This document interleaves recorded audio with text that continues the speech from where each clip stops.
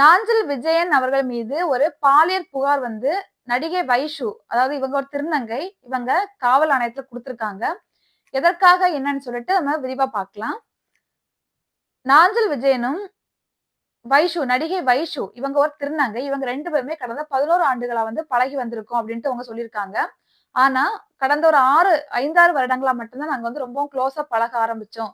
அடிக்கடி வந்து ஷூட்டிங் எல்லாம் போகும்போது நாங்க வந்து க்ளோஸா பழக ஆரம்பிச்சோம். ரெசார்ட்டுக்குலாம் ஷூட்டிங் போகும்போது தான் நாங்க வந்து ரொம்பவும் க்ளோஸா வந்து செக்ஷுவலா கூட நாங்க 2 பேரும் ஒண்ணா இருந்திருக்கோம். அந்த மாரி சொல்லியிருக்காங்க. என் வில்லிவாக்கத்துல என்னோட வீடு இருக்கு. என் வீட்டுக்கு அடிக்கடி வருவாரு. நைட் வந்து அங்க ஒண்ணா தங்குவோம். நான் சமைச்செல்லாம் குடுப்பேன் அப்படிங்கிற மாரி சொல்லியிருக்காங்க.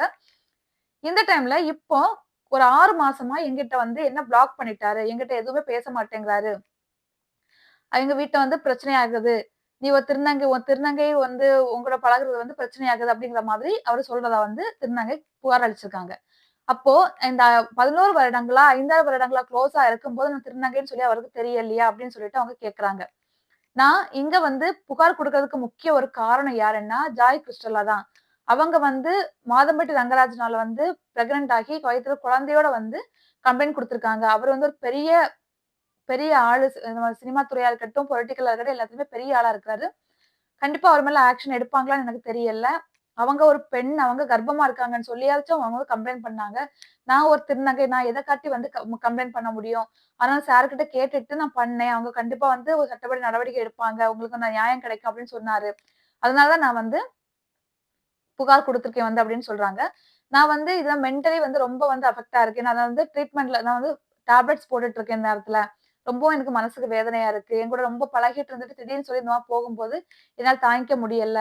நான் வந்து இப்ப எந்த ஒரு ப்ரூஃப்மே காமிக்க முடியாது. நாங்க என்ன பெட்ரூம்லயே வந்து கேமரா தான் வைக்க முடியும் அப்படிங்கிற மாதிரி அவங்க கேட்டிருக்காங்க. இது மட்டும் இல்லாம, இந்த வைஷு கிட்ட வந்து அவங்க திருமணம் வந்து ஆனது தெரியுமா? அப்படின்னு கேட்கும்போது, அவங்க ஃபேமிலி எல்லாருக்குமே என்னுடைய ஃபேமிலிக்கும் நாஞ்சில் விஜயனும் பழகுறது தெரியும்.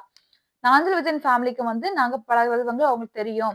அப்புறம் வந்து எப்படி கல்யாணம் பண்ண சம்மதி கல்யாணம் பண்ணாங்க? நீங்க எதுக்காக கல்யாணம் பண்ணி வச்சீங்க? அப்படின்னு கேட்கும்போது அவங்க என்ன சொல்றாங்கன்னா, நாஞ்சில் விஜயன் வந்து குழந்தை பெத்துக்கணும், குழந்தை வேணும்னு கேட்டாரு. என்னால குழந்தை பெத்துக்க முடியாது. அதனால அவரு குழந்தை பெத்துக்கணும்னு சொல்லி, நாஞ்சில் விஜயனோட மாமியார் வந்து என்னுடைய ஃப்ரெண்டு. நான் அவங்க கிட்ட சொல்லி இந்த மாதிரி கல்யாணம் பண்ணி வச்சேன்.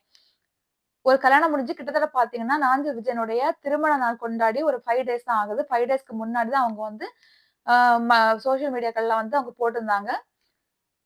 திருமணம் ஆயிடுச்சு அப்படிங்கிற மாதிரி அவங்களோட கையில குழந்தையும் வச்சுட்டு, ரீசென்ட்டா தான் அவங்களுக்கு குழந்தையும் பொறந்துச்சு. குழந்தையும் வச்சு அவங்க சந்தோஷமா ஹேப்பியான ஒரு ஃபோட்டோ வந்து போட்டு ஷேர் பண்ணியிருந்தாங்க. ஒரே 1 வருஷம் தான் ஆகுது கிட்டத்தட்ட சொல்லப்போனா ஒரு திருமணம் ஆகி. இந்த இடத்துல இவங்க இப்போ ஒரு 6 மாசமா இவங்கள வந்து கொஞ்சம் அவாய்ட் பண்ற மாதிரி சொல்லியிருக்காங்க. ஏன்னா அவங்க வீட்ல உள்ளவங்க யாருக்குமே என்ன புடிக்காது.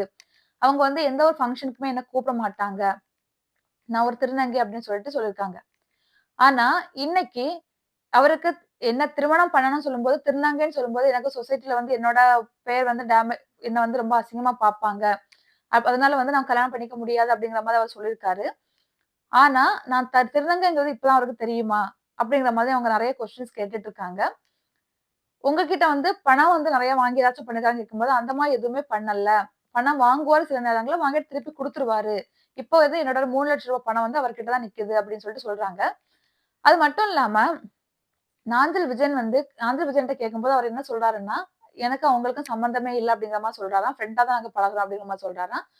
உடனே அதுக்கு திருநங்கை என்ன சொல்றாங்கன்னா, அந்த வைஷு என்ன சொல்றாங்கன்னா, தப்பு பண்ணவங்க கிட்ட போயிட்டு நீங்க தப்பு பண்ணீங்களான்னு கேட்டா, கண்டிப்பா வந்து இல்லன்னு தான் சொல்லுவாங்க. யாரு சார் ஒத்துப்பாங்க அப்படிங்கிற மாரி சொல்றாங்க. எனக்கு வந்து அவர் எங்கூட நாங்க 2 பேரும் அவரு பாலியல் தொந்தரவு குடுத்தாரான்னு கேட்கும்போது, தொந்தரவெல்லாம் குடுக்கல. நாங்க வந்து ஒண்ணா தான் வந்து விரும்பி தான் நாங்க ஒண்ணா இருந்தோம்.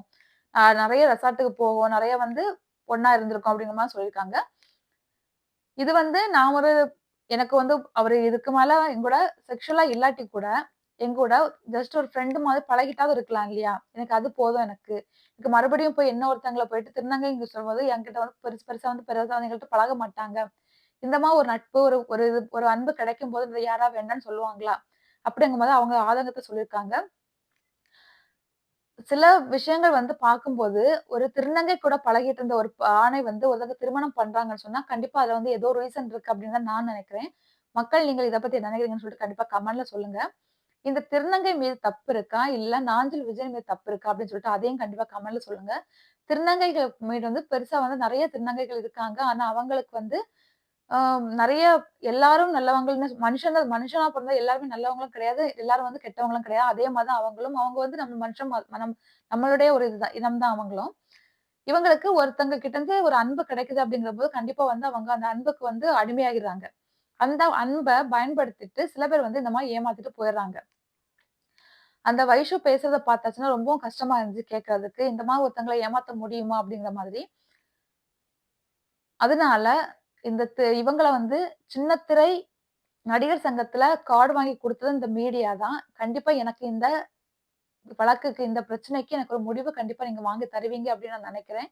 அப்படின்னு சொல்லி இவங்க மீடியாவுக்கு வந்து ஒரு பேட்டி குடுத்திருக்காங்க. நடிகை வைஷு. இவங்க ஒரு திருநங்கை. இவங்களுக்கு கண்டிப்பா நியாயம் கிடைக்கணும் அப்படின்னு நான் நெனைக்கிறேன்.